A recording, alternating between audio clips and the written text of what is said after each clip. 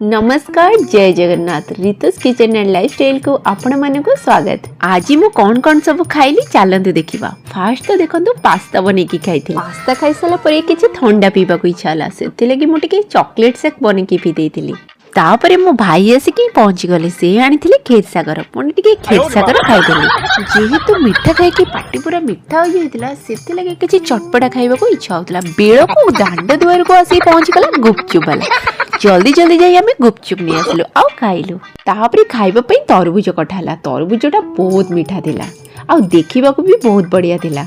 देखंतु तरबुजटा केते बढ़िया देखा होची। तापरे एमती आमे पीस पीस करी खाई देलु।